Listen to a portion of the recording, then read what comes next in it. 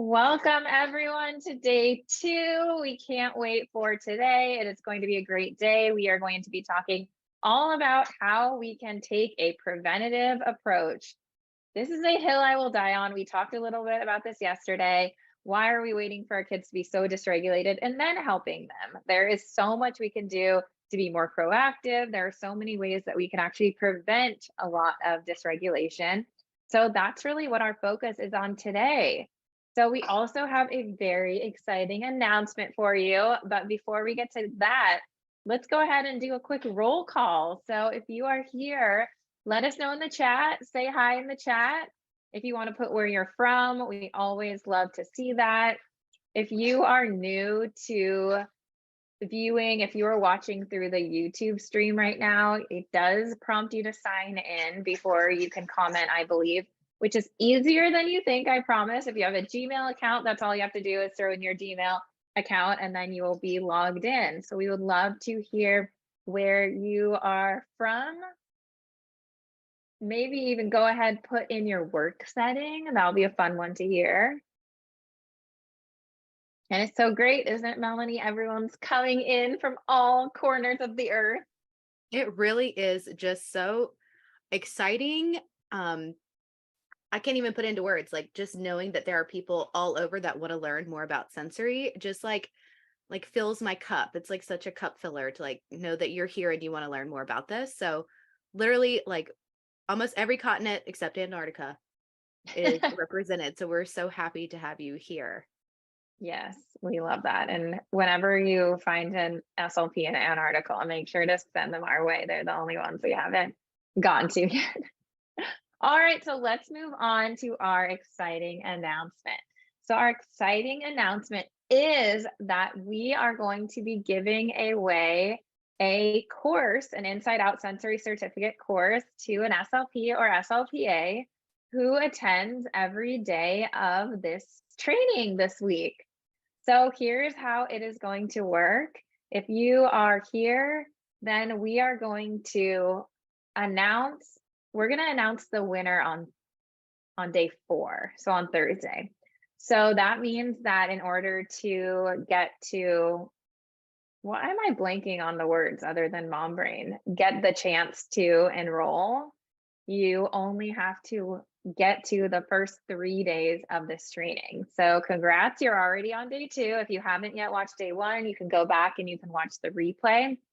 But if you are on for days 1, 2, and 3, you will get the chance to enter to get into that drawing. And then on Thursday, we will be announcing who wins a free enrollment into the course. So we are super excited for that.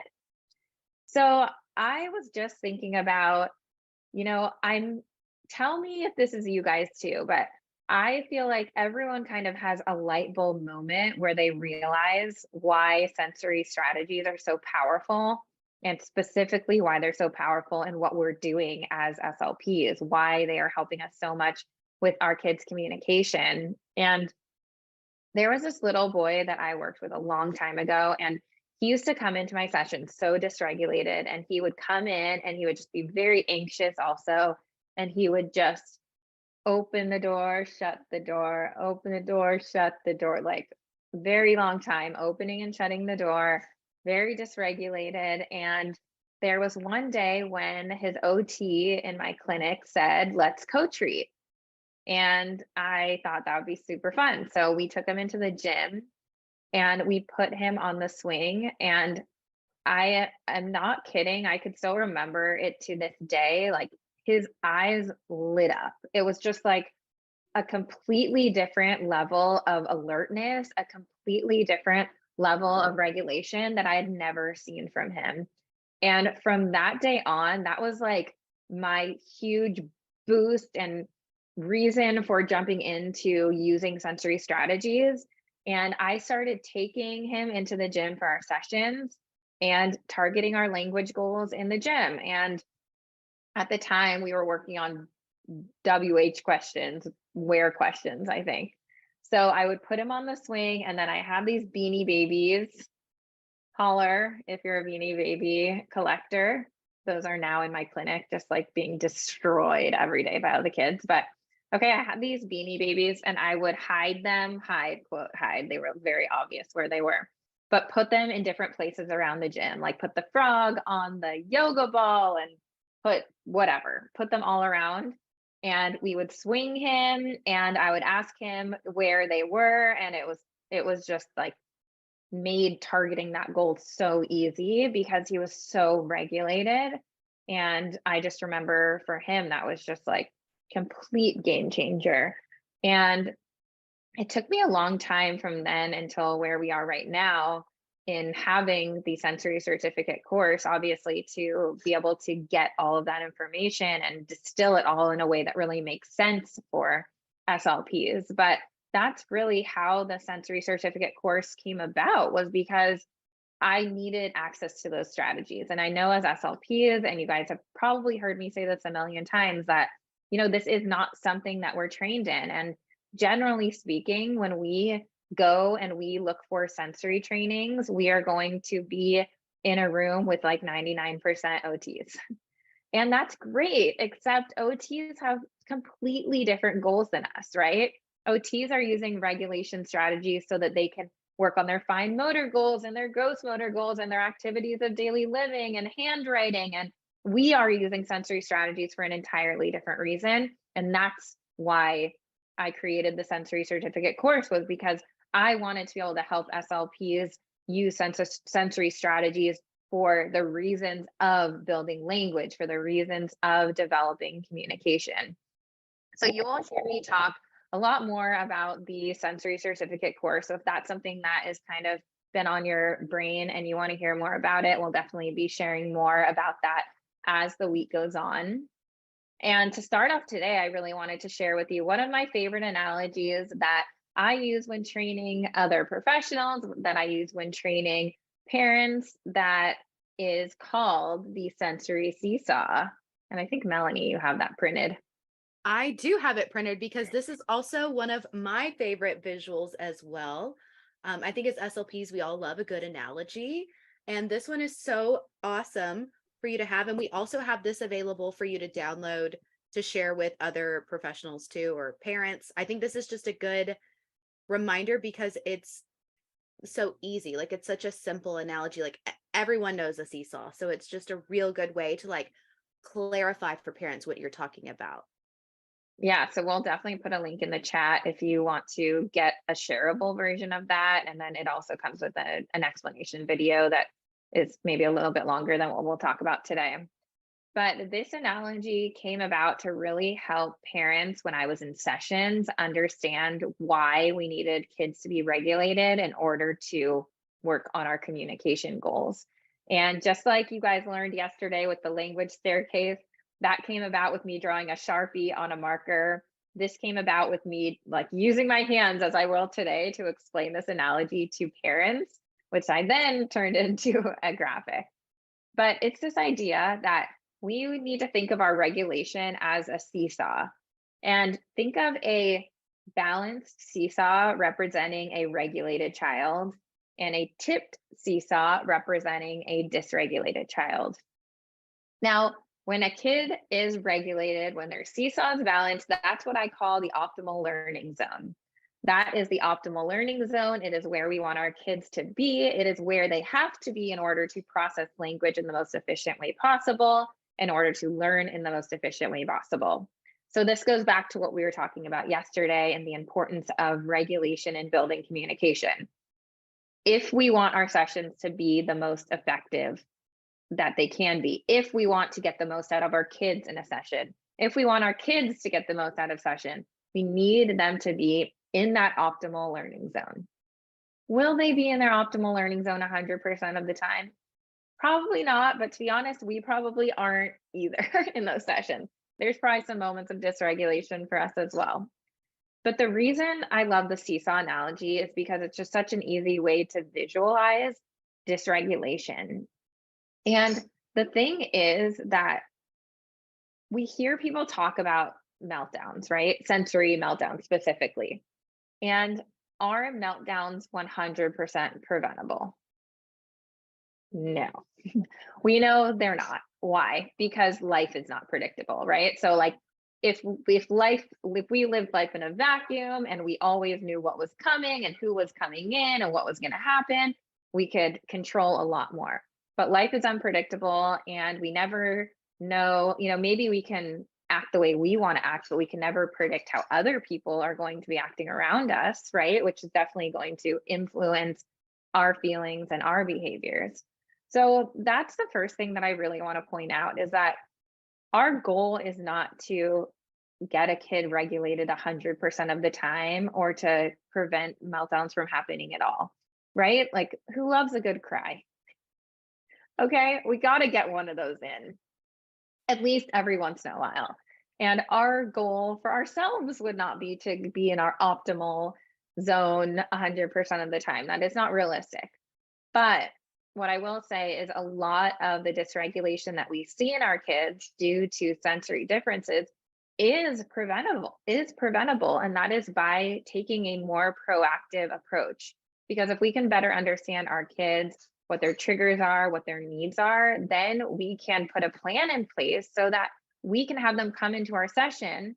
And if they are dysregulated, we can immediately help them to get regulated so that we can get them into that optimal learning zone where we need them to be for our sessions. So you may have heard me talk about this a little bit in the past, but one of the things that Dr. Winnie Dunn talks about, Dr. Winnie Dunn is the author of the sensory profile, which is one of the most commonly used assessments for sensory processing. I have also been fortunate enough to write an article with her, which we have in ASHA. She is also a guest lecturer in the Inside Out course where she talks about all of this in great detail. But Winnie Dunn brings up the fact that people can either be active in their regulation or passive. And people who are active in their regulation, when they feel that they need something or that they want to get away from it, they're going to immediately either try to get it or try to move away from it. Okay, so I joke that if Chris and I are sitting on the couch together and we're both hungry, he is on his feet. He's like, should I go to the store? Should we order in? Should I cook? It's like he's solving that problem immediately. Whereas I am more passive in my regulation. And I know, Melanie, you are too, right? We're both passive. Oh, So yeah. people who are passive in their regulation, we let dysregulation happen to us and then we respond. So it's not that we never respond. Like if I'm hungry, it's not that I'm never going to eat. It's just, it's going to take me longer to get myself into action to get that need met. Like I'm 3-4 more episodes of Real Housewives deep before I'm feeding myself. Okay. So for kids who are more active in their self-regulation, you might see them appearing to be more proactive, right? Because they're sensing that and they're acting on it really quickly. So this can be a little bit trickier for kids who are more passive in their regulation. And this is, I will have to say, the absolute number one thing that trips people up when they are learning about sensory needs is figuring out if kids are active or passive. So if you are not getting it yet, don't worry. It takes time and it takes a lot of thought we put into every child to really figure it out. This is something that we have in our assessment in our sensory course to help you figure out if a child is an active or passive regulator. But in general, the main distinction is how quickly they are going to act on that need that they have. So a child who's passive, you might start to miss the signs that their seesaw is starting to tip, right? So if we're thinking of a regulated child being balanced, for some kids, we might see their seesaw tipping a little bit more and more and more. Others, it might feel like it's so sudden and it's almost like it came out of nowhere. Okay, but if you are a passive regulator yourself, you might realize that like there are times maybe when you're feeling overwhelmed and it's all just internal. And then all of a sudden you're so mean to like your significant other, or it feels like it comes out of nowhere. But it's not that it came out of nowhere. It's just that it's been slowly building inside of you and you hadn't taken any active steps to get that need met. So that might be why you see some seesaws tipping really slowly versus some just seem like they're coming out of nowhere. And that's definitely something we have to think about, child by child. They're all different. So the other thing I really want to point out about this idea of the seesaw is that when a child is dysregulated, when a seesaw is tipped, it does not mean that all they need is one positive sensory experience to bring them back to center, right? It may take 5, 6 positive experiences to bring that seesaw back to a place where the child is regulated. So that is why it is so important to be more proactive, right? Because if we just did whatever we wanted, not taking a child's sensory needs into consideration, and we caused them to go to a state of dysregulation, that is a lot of session time, quote, wasted trying to bring them back into that regulated state. Whereas if we can start to see that they're starting to tip and we can help them to act on that immediately and get those sensory needs met, we're going to bring them back to that state of regulation, back to their optimal learning zone, and we are going to have way more effective sessions. So you've got that handout, like we said, in your workbook. So you can feel free to use that, grab the link that we put in the chat if you want a version of that you can share if you're educating parents in your sessions or other professionals, feel free to share that. Okay, so let's talk about something that is so interesting and definitely affects all of us, which is our sensory triggers. Yay. We all have them. Maybe like nails on a chalkboard, for instance, might be a sensory trigger for someone. So the thing to think about triggers is that they may be subconscious. Like the triggers we have may be a result of things that happened to us in our past. So, for example, if a child has been through lots of therapy before you, that was very, compliance based, or used a lot of hand over hand prompting. Oh my gosh, I did the saddest observation ever of a kid, a 2-year-old, and he had a one-on-one aide, literally like it was like a puppet, and a puppet like holding his arms, helping him complete all the activities. And like if he was doing a puzzle and he dropped a piece, it's like she wouldn't even let him take the time to reach over. She would just like hold his wrist and help him lean down and grab it and bring back. It was like he had no autonomy over his body. Okay, but stuff like that really affects kids, and can be very traumatizing to their nervous system. So then they're more likely to have triggers. Like a child who's had a lot of hand over hand therapy is going to be more likely to have a trigger to someone touching them, right? So that's something we really want to think about is, and it's not that we have to like dive into the whole case history and like know everything about them and why they are who they are and all of this. It's just those are things that we need to consider when a child has a trigger. So that was a random example. I was just going to say, Jesse, I'm just still reeling over Selena's example from yesterday, where the kid was triggered by chairs because he was forced to do so many tabletop activities. So she just didn't even have chairs in the room. I was like, whoa, like that is such a great solution. Like you're not going to have to worry about that trigger. She removed it. Just, you're not going to sit in a chair. I was like, that still is blowing my mind like 24 hours later. I know, a genius, Selena. So the other thing to think about is that, and this is another thing that really trips people up, is that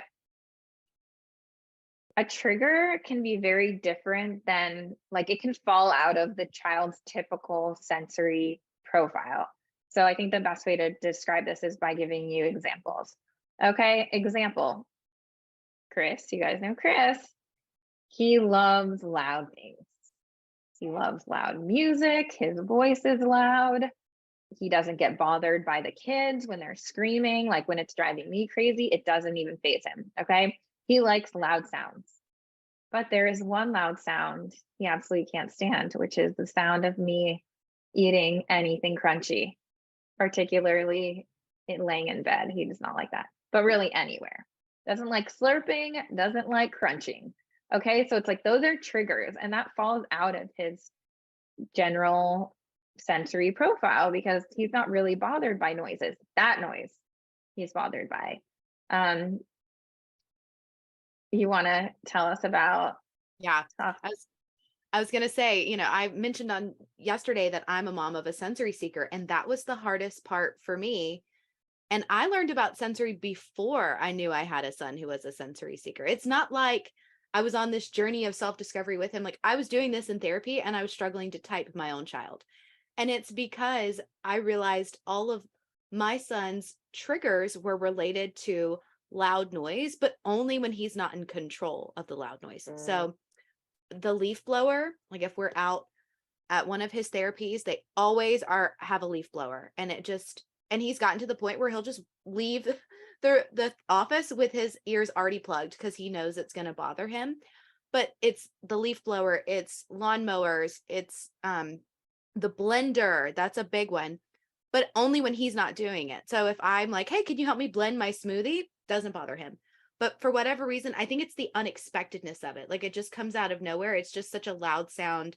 If he's not prepared for it, that's a really big trigger for him. It could be very dysregulating. And it was so confusing for so long because he's the loudest kid I know. But an unexpected loud sound would just like put him over the edge. And I was like, well, is he an avoider? Is he not? And I realized it really is only when it's outside of his control that it bothers him. So it's a That's trigger. exactly what I was going to say, is that it's when it's unexpected and it's out of his control, it sounds like. And I will tell you my own sensory trigger, which is wool sweaters. Okay. And they give me the ick just thinking about them. Does anyone agree with me here? Okay. Up to the point where when I filmed the sensory course, I had this vision of wearing a navy sweater. Don't ask me why. I'm the least fashionable person you know, but in my mind, I needed to have a navy sweater. And the only one I could find, and I will tell you, I went all over looking for this, was cashmere. And I don't do cashmere. That kills me, the itchiness. But I decided I was gonna do it. Okay. I put it on day one of filming, and I couldn't even last 2 minutes in it. So I ended up putting a long sleeve shirt under and wearing that the entire time I was filming. Mind you, this is summer in Los Angeles. It is so hot, but I would have in that moment rather been so hot than itchy. Okay, which brings me to my next point, which is, what is the point of learning a child's sensory triggers? The point is to then avoid them whenever possible or minimize them. Okay. Not to build their tolerance to it. Okay. However, I feel like anytime I post about this, I always get some people saying like that that is the goal, is to build tolerance. But it just doesn't work like that. Think about your own sensory trigger. Like for me, you could not pay me I don't know. I was gonna say $1 million to wear a wool sweater for a day, but I'd probably take that offer. But you could not, like, there's a lot, it would take a lot for me to do something like that. And my tolerance will never change. I mean, I've gone my whole life trying to buy itchy sweaters, hoping that one day I'm gonna be able to tolerate it, and it's never gotten easier. So think about yourself, first of all, when you're thinking about triggers. And that is just not our goal. Our goal is not to increase their tolerance. Will a child's tolerance to something change over time? Maybe. Sure. Like, it's definitely possible that kids end up being able to, like, they don't like being in busy places when they're younger, and maybe they kind of grow into it a little bit. Okay, so maybe they will change over the time, but that is definitely not our goal of learning their triggers. Our goal of learning their triggers is to avoid the triggers whenever we can. And if we cannot avoid them, to lessen them, to minimize them. Okay, so think about this in a therapy session when you know a trigger that a child in your therapy session has. And we have this on your worksheet. So if you want to go ahead and get out your workbook, there is a section for triggers where you can start to brainstorm that one child that I told you to think about yesterday. Think about, do they have any triggers? And that could be just a toy. Like we'll have kids in our clinic where there will be a toy that makes a sound, and that one toy is a trigger for them, right? So what can we do? How about we not have the toy in the therapy room? Mind blowing, right? But I mean, a lot of us don't think about that. A lot of us think, oh, well, he'll get used to it. We'll just tell him it's okay. But it's like, why are we torturing our kids just to like make a statement? Like what is the point? And is it helping our therapy to do that? No, it's hurting our therapy, if anything, because it's turning a mountain out of a mole, turning a mole mountain. A mountain into a mountain to a molehill. Turning a Right? into a A mountain. molehill into a mountain, Yeah. right? Because the molehill, Yeah. right? So it's like taking this tiny thing that doesn't need to be a problem and making it a problem. Like, why are we making it a problem? So Chris and I talk about this because he has kids I say kids, they're like high school students, right? But they are sensitive to sounds. So when there's a rally coming up, they can either, skip the rally, say, hey, do you mind if I take a study hall right now and go to the library and skip the rally? Or we can try to lessen the input.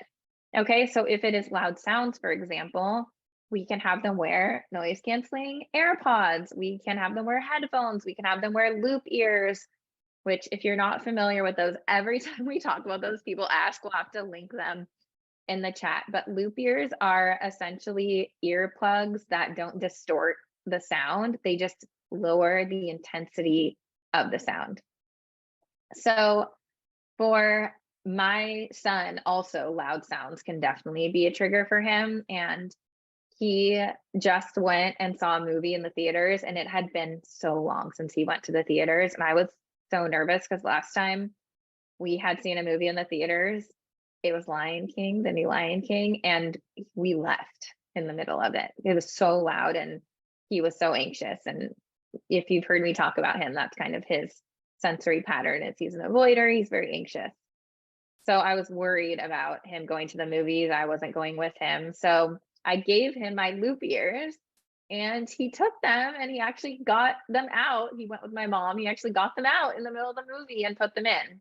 Right. So option A, avoid leaving the Lion King exhibit A. Option B, minimize using loop ears or using something to make it less intense. So this comes up so much when coaching parents. And if you're having these conversations with parents about sensory, they will tell you, because parents, I will tell you, they know their kids' triggers. So if you're having trouble figuring out this child's triggers, ask the parents, they will know. But I have helped parents, work through different triggers, whether that is like, there was a parent in our parent program who had a daughter who would get really dysregulated when she was touched and bumped. So she would have passing period. She was in middle school. So at passing period, it was like inevitable that she would walk down the halls and be constantly getting bumped. And then by the time she would get to her class, she was already dysregulated. And she would tell her mom, like even her favorite subject, which was art, she couldn't even enjoy that class because she was so dysregulated from the passing period. So we talked about like, can she leave class 1 minute before the bell rings so that she could walk over to her class and just avoid that entirely, right? Or is there like a route she can take, which is going to be maybe a little bit longer, but she can avoid all of the people who are around her? So I want you to think about for a minute, what are the triggers for that child, and what can you do in order to help them minimize those triggers? And if that is, like Selena said, the sight of the chairs that are triggering for them, if that is a specific toy that they really don't like, if they don't like the sound of the fan, can we turn off the fan? If they don't like bright lights, can we put light dimmers on our lights in the therapy room? So you can kind of think about our different sensory systems, what might trigger them, and then how we can minimize that. So let's write down those so that that gives you something to take back and start using immediately in your sessions. All right, so now we are going to get in to giving our kids what they need to regulate. So before we dive into this, I just wanted to talk about the sensory systems that we generally focus on in our speech sessions. Okay, we know there are 8. I feel like most people by now know that there are 8, not just the 5 basic: sight, smell, touch, hearing, taste. Okay, vestibular, proprioception, interoception, right? Okay, but the ones that I personally focus on most of the time and would encourage you to think about mostly in your speech sessions are the visual system, because that can be something that can be very regulating for kids or very dysregulating. Like, think about when you sit down at your desk and it is like a disaster, like the one I'm staring at right now. Doesn't exactly help our regulation, right? Okay, so visual.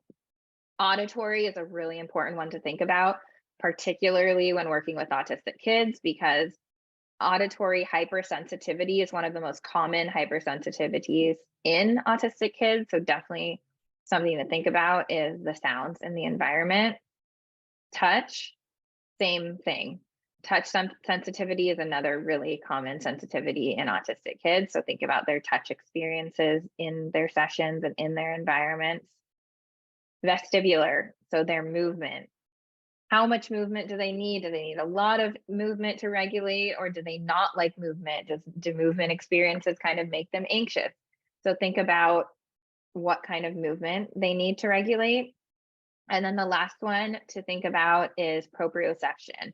So we get proprioceptive input through our muscles and joints. So when we actively contract our muscles, push, pull, chew, that is how we activate our proprioceptive system.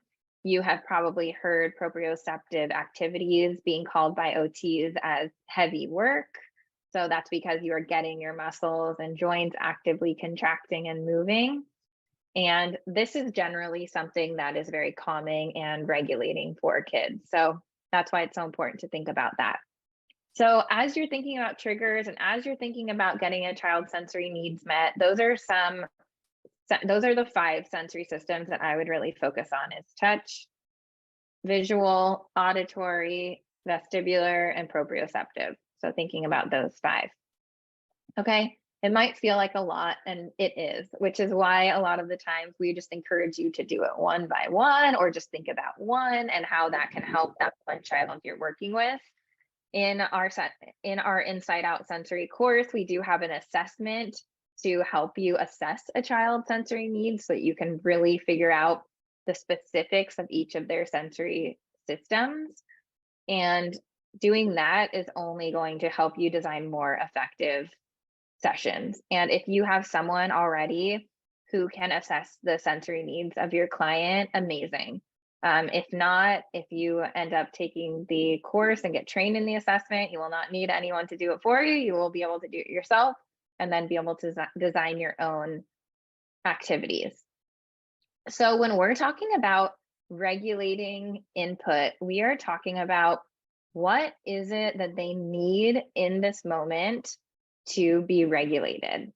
And I really want to make sure that right now and today we are thinking more about proactive strategies, right? Today is all about how can we be proactive, figure out their triggers and stay away from them, versus figure out the needs and set up the environment so that those needs are going to be met. Okay. So let's talk about how you can provide regulating input through a few different methods of approaches. So you've got this on your worksheet, so you can go ahead and fill in these things for your specific client as you kind of hear us talk about them or have ideas. Feel free to write them down if there's something you want to try out.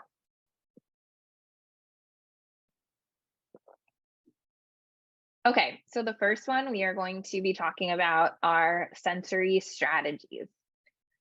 So when I refer to sensory strategies, generally I am referring to activities that a child is actively engaging in or actively participating in to get that need met. Doesn't always have to be active, but in general, that's what I mean. Okay. So when you're thinking about this and what kind of sensory strategies can you use to provide your client with the regulating strategies that you can think about, first of all, how are you going to plan your therapy sessions? And I'm not like a big session planner, but if this is new to you or this is something you're really trying to hone in on and get better at, it's very helpful to think more about planning your sessions. And it's not about like, oh, I need to do it this way and everything has to be perfect, but it's tentatively, what are some activities that I can plan on doing in the session that are going to give the child the input that they need? Okay. And again, this is that idea of let's not wait for them to be dysregulated and then give them the activity that they need. Okay. So it's not let's bring our client in, have them sit down at a table, do this really structured activity. And then by the end of that, they're probably feeling pretty antsy. Then we will give them some fidget, right? It's more about like, let's give them the access to the fidgets while they are doing that activity. I had a little boy who he would come into the session and we would do wall push-ups like every 5 minutes in the session, right? So I always knew that he could come in and he could do that, and that would be giving him the input that he needed. I had this little girl who would come in like this, like all over, so much energy, nonstop, getting into all of my boxes, getting into all of my things. Okay. And for her, I knew that we needed to be very proactive. Like from the very second she walked in the door, we needed to help her get regulated. So we would start with really calming activities. We would, sing hello very softly. We would go on the swing and I would swing her back and forth. I would put her in the sensory sock and we would sing some songs really softly while she was in the sensory sock, maybe give her big hugs while she was in the sensory sock. Okay, so thinking about those different sensory systems, what are things that they really need to feel regulated and how can I give them those things in my session activities?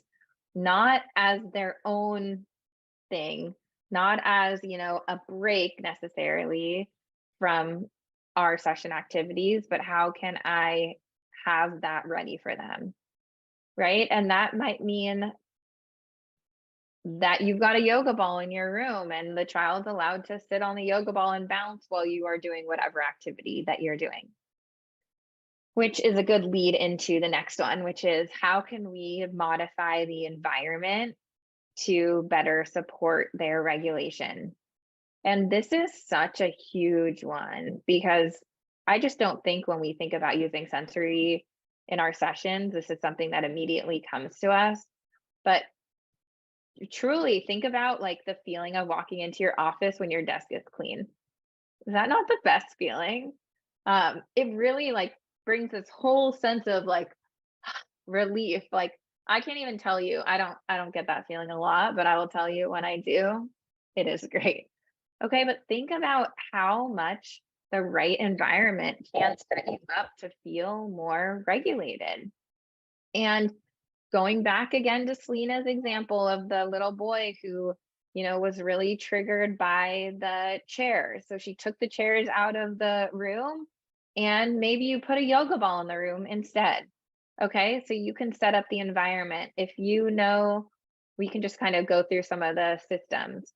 If you know that a child needs a lot of movement, having the yoga ball there, having a bumpy cushion or a move and sit, those inflatable seat pads on their seat, or having one of those inflatable pads on the floor under where they're going to put their feet. That's already there for them. Proprioception, maybe they need that calming input. So what if you have one of the rubber elastic bands on the child's chair, and then they can push their feet on the chair and it's already there for them. We're not waiting for them to get dysregulated and then presenting it. We are having it there from the beginning of the session. Maybe if we know that bright lights are difficult for a child and the child is a lot more regulated with dim lighting, we can put our light covers on, or maybe we have a lamp in our room instead of using the overhead lights. If it's the opposite, if we know that a child is really regulated with different lights, like maybe we are using toys that have twinkle lights on them, or using one of those, gosh, I bought one of these. It was a big hit. It was like a bear that's a projector of the stars on the ceiling, right? It doesn't have to be an animal, they just have them. But like we can totally set up the environment so that the child walks in and just immediately feels more of a sense of calm, immediately feels more regulated, because they are getting the things that their sensory system needs in order to feel that way. So think about that. How can you set up your therapy room for that client? And I know it may not always be perfect. I know that sometimes there's not a lot we can control, but sometimes there's more to control than we can. And for example, if a child is going to need a lot of movement, can you have a spinning office chair sitting in your room when they get in there, right? So it's just about the little things, thinking about their sensory system and each of those different systems, and how can you cater to those needs. And don't worry, because we are going way deeper. Okay, yesterday our toes were in the water. Today we're like knee level in the water. And then tomorrow we're just going under. Okay. So lots more to come on this. So if you're still feeling like you're not quite understanding what maybe the specific needs of the child are, don't worry, because we're going to dive even deeper into that tomorrow. Okay. And the last one to think about is, how can I adjust the routines in order to give this child the regulating input they need? Okay, so what do I mean by that? Specific to therapy sessions, oftentimes we have maybe a structure that we come into our sessions and we want to do something a certain way. Okay, I can't tell you how many times I have supervised therapists and I have encouraged them to start and end with a hello song and a goodbye song, and use that routine as a way to give the child the regulating input that they need, right? That's like such an easy way that we know that adding a hello song at the beginning is going to remind us. And not only is it great for the child to know what to expect when they get there, but it is a way for us to have a reminder. Okay, I'm going to take this opportunity to give the child the input that they need during the hello song.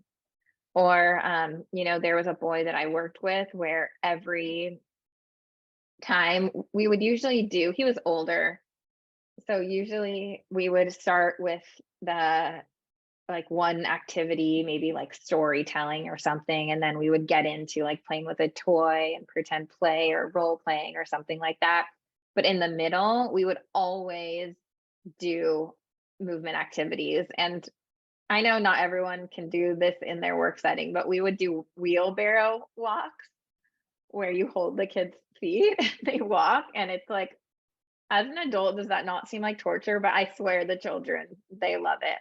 Right? So how can we set up our therapy schedule to better suit their needs?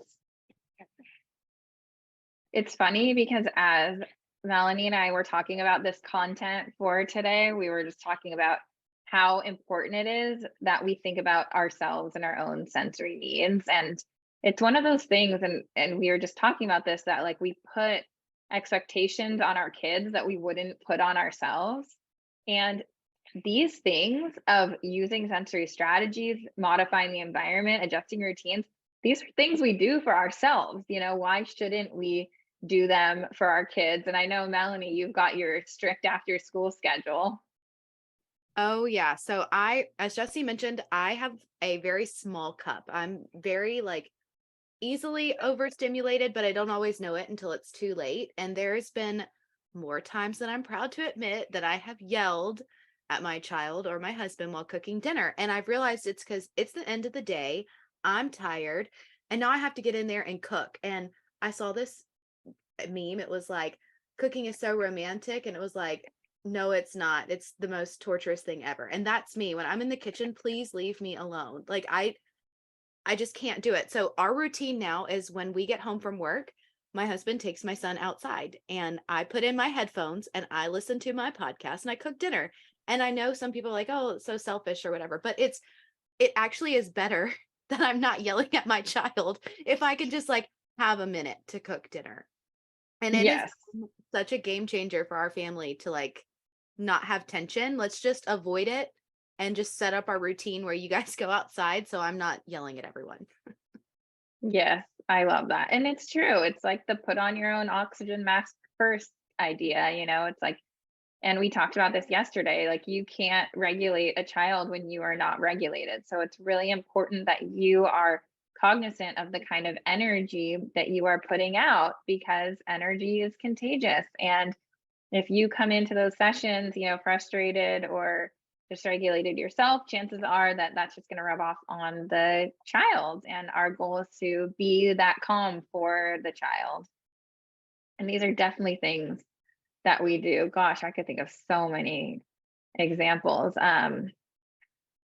So one thing is, I will say, okay, you guys know now I have 4 children, which my house is a zoo. Okay, like by the time the kids are in bed, I'm just like, oh, thank God, I need a minute. Like I really need time. And it's funny because my kids are at that age where we put them to bed and then 1 minute later, mom, and then 2 minutes later, mom. And it's like things that I don't need to be called for at that moment in time. It's like not important. Okay. But to me, I should say not important to me, very important to them, where it's calling me out of bed when I have a baby in my arms. Okay. But I will say that after a stressful day and all the kids come home, I make a conscious effort to sit down on the couch and cuddle with them individually, whoever's sitting there, because that's regulating for me. And I know it's regulating for them too. And then I do the same thing when they are getting ready for bed. And it's obviously like complete torture getting them all ready for bed and the teeth and the pajamas, and it's just never ending, right? But I will crawl up into my son's bunk bed in the top and I will just like lay down with him and we'll just hang out and we'll talk. And it's just one of those things where it's like, I do that proactively, knowing that I need that in order to get myself regulated to then like be good for their night. And he does too, right? Because our kids feed off of our energy. So I think it's really good to be able to model that and give them those vibes. Those vibes. I love that you said that.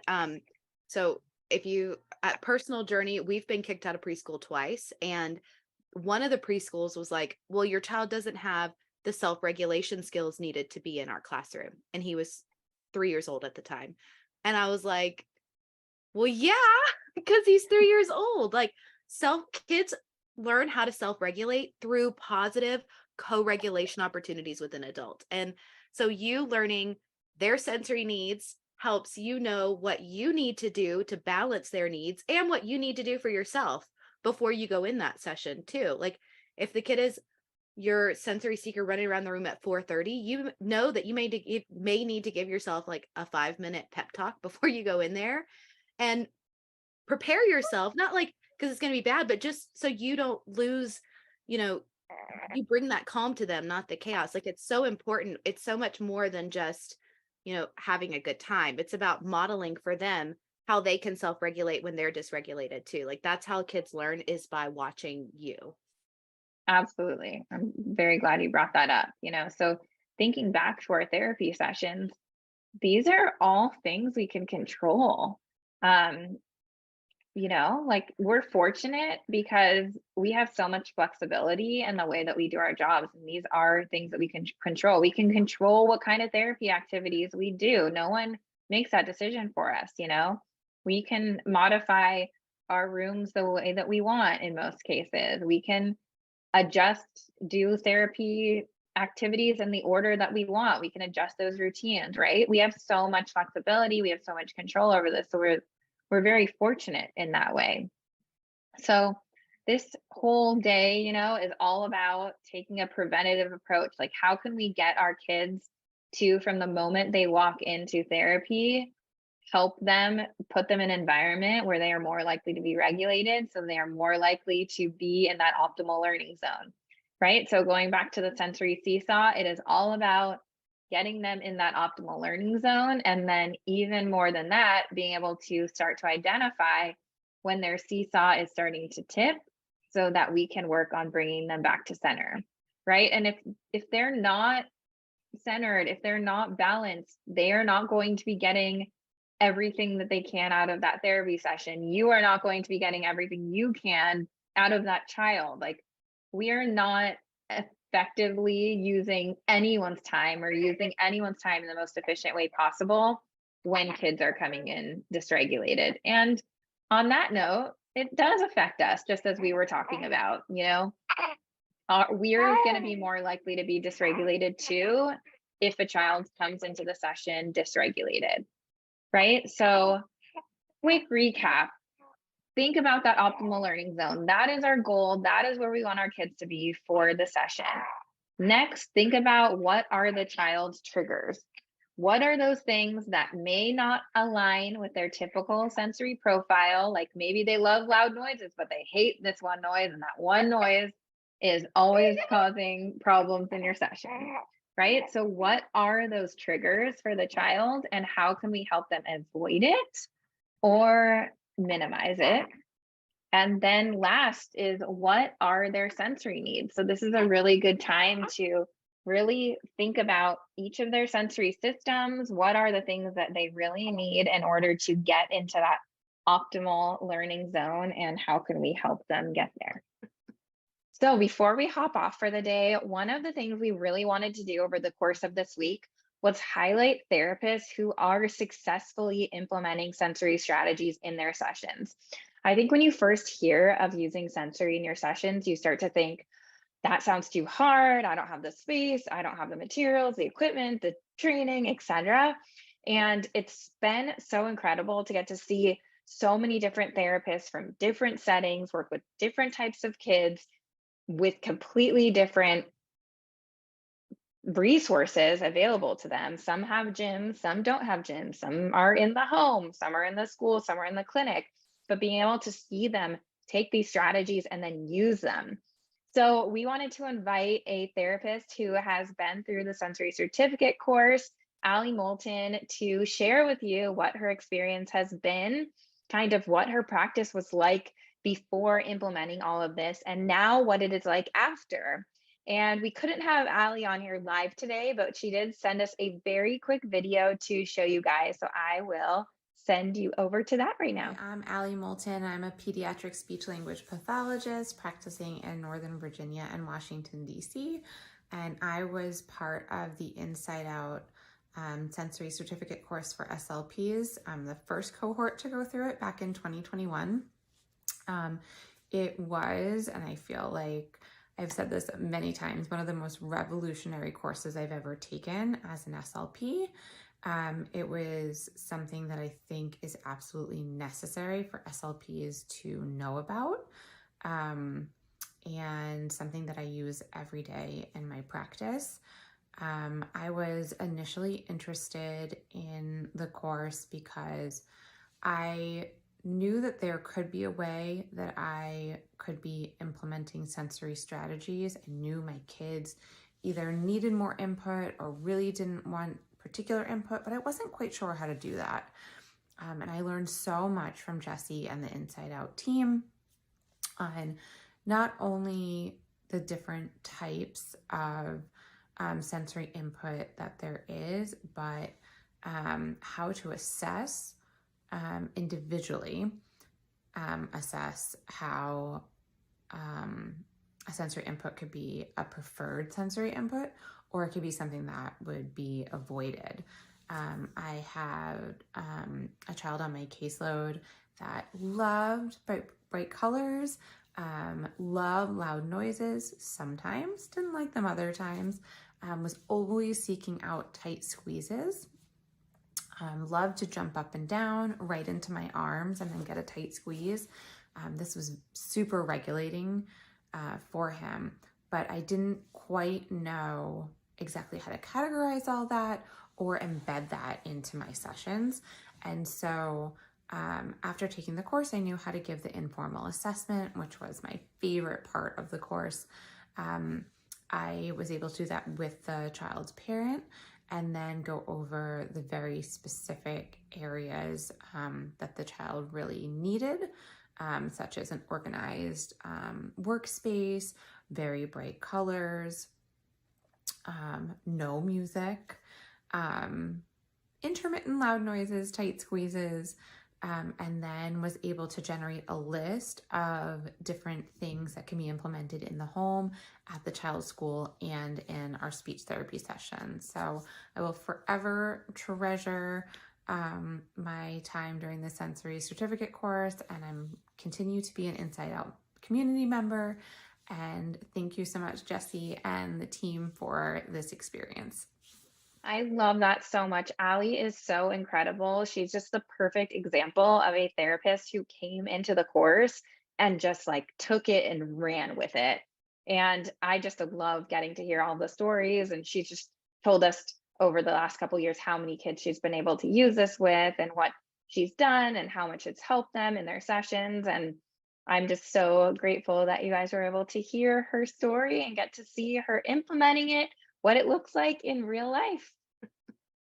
Okay, so to those of you who missed the announcement at the very beginning, we did make an announcement that we will be giving away one free Inside Out Sensory course to someone who has come to all days of our training.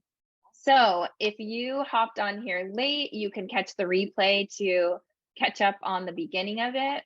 But in order to be entered to win, you have to have attended the first 3 days of the training. You do not have to be here live. So if you are still making the time and putting in the energy to watch the replays, we want you to be able to have access to enter as well. So you can, and this drawing will take place on Thursday, which is day 4. So if you come to days 1, 2, and 3, we will tell you how to enter, and then we will pick our winner on Thursday, and we can't wait for that. And am I missing anything else, Melanie? I don't think so. If you have any specific questions about this content, please post in the Facebook group. I'm more than happy. We want to talk this through. I know everyone's kind of on a different journey. Some people have come to many of these, some people are just starting, and we're here to help you wherever you are. So if you have any questions, you can email me or put a question in the Facebook group, because when you ask that question there, then everybody benefits, because I guarantee you someone else has that same question as you. Yes, great point. I'm very glad you brought that up. So thank you to everyone for taking the time to be here, and we can't wait to dive deeper, go under the water, full immersion tomorrow. All right.